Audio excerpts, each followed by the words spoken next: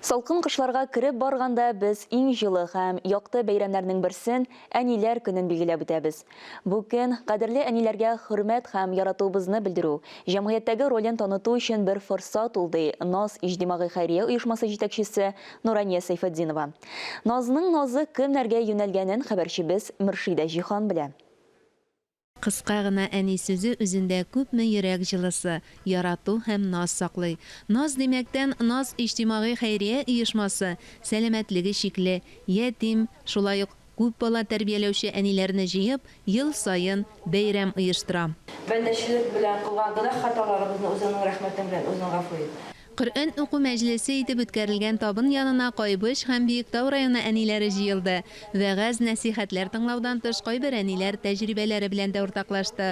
Үзе тапкан 4 баласын һәм балалар бакчасында йөзләгән нарасыйны тәрбия кылучы Лилия Ибраһимованың киңәшләре аеруча игътибарга лаек.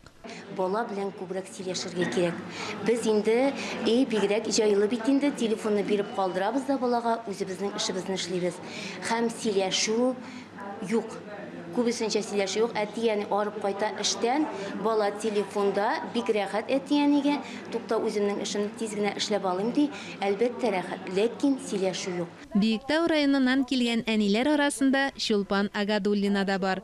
Ул ауру бала тәрбияләү өстәвенә Бөтен Россия инвалид балалар әти-әниләре оешмасының Татарстан бүлекчәсендә иң активларның берсе дә. Мин бик шат бу бәйрәмгә ләгүмә. Мин әле перезагрузка дип әйтәм мине, перезагрузка мозгов бик кирәк иде. Без 4 сенада өйдә генә утырырга бик авыр. Менә шуны чараларга чакырганда чыгарга тырышабыз инде мөмкин булган вакытта.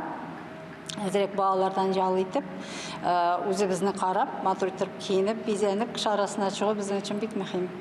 Шулпан ханым искәртүенчә, аларны бирегә Биектау районының Өмет халыкка социаль хезмәт күрсәтү үзәге чакырган. Әлеге үзәк НАЗ хәйрия фонды белән күптән хезмәттәшлек итә. Дуслык, рәхмәт хаты белән дә ныгытып куелды. Шундый ук рәхмәт сүзләре язылган хат һәм Кайбыш сырхауханәсе исеменнән НАЗ оешмасына аерым бүләктә тапшырылды. Кайбыш үзәк сырхаухана коллективы хезмәткәрләре белән берлеккә килдек инде. Без инде үзебез шулай ак халатлы шәфкать туташлар булсак та, җырга, моңга, сәнгатькә гашыйк кешеләрбез. Шулай вакытларыбыз булган чагында инде бергәләшеп киноларга, концертларга, театрларга җиргә яратабыз. 28 ел шәфкать туташы булып эшләгән Фәния Җәләлиева һәм аның белән бергә килгән хезмәттәшләре пандемия башланган көннәрдән үк район хастаханәсендә ауруларны дәвалауга үз өлешен кертә. Алар өчен бүгенге бәйрәмдә катнашу да зур бүләк.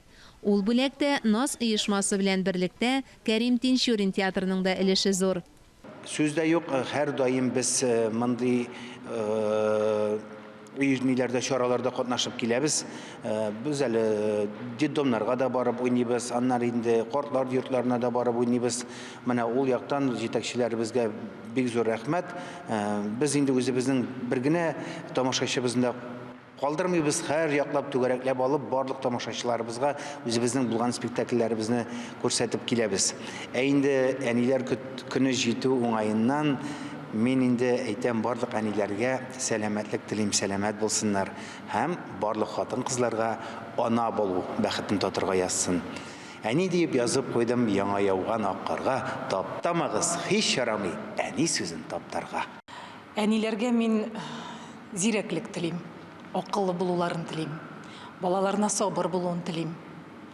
Менә шул чиракта үзләре тыныч булса, үзләре акыллы, тыйнак булсалар, әниләр үзләре кулда тота белсәләр, менә шул чиракта балалары тыныч һәм бәхетле булачак дигән фикергә килдем мин яши. Шуңа күрә мин барлык әниләрендә котлыйсым килә шушы матур бәйрәм белән. Ул елга бер генә килмәсен, көн саен әниләр бәйрәме булып торсын. Син күпме балаңа үесең, шуның хәтлене аласың дип әйтәсем килә. Кадергә, назга әниләр кызганмасыннар. Алар аның бөтенесе дә үзләренә кире әйләнеп кайтачаклар көзге сыман. Тинчурин театры артистлары ул көнне тамашачыларга шул исәптән әниләргә багышлап Аяз Гыйләҗев әсәре буенча куелган 3 аршын җир спектаклен күрсәтте.